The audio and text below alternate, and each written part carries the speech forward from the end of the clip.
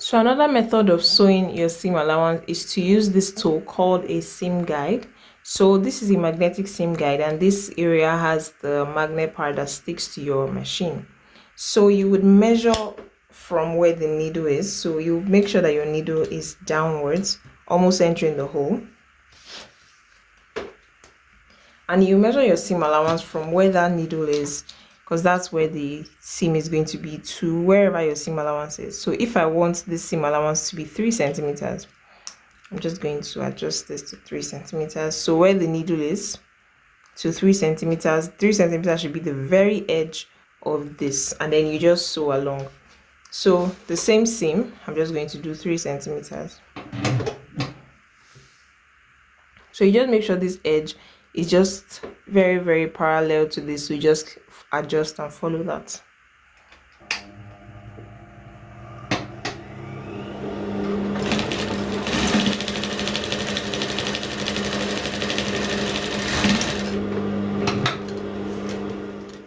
Alright, so that is the second method of getting straight seams. So remember, we're still working with straight seams. When you're working with curved seams, I would explain that, when you're working with things like princess seams or trying to sew curves and corners together, there are also techniques to handle that. But this is another method. If you don't want to mark on your fabric like we did for the first method, this is another method. Now, another alternative is to actually work with the lines that are on your machine. So some machines come with this indentation very close by, and most of them are in centimeters, so you just follow along. So what I mean is, if I want to work with 1 centimeter, you can see the indentation here. This is reading 1. So we have 0.5 for this first line, we have 1, 1.5, 2, 2.53. So you can measure it to cross check.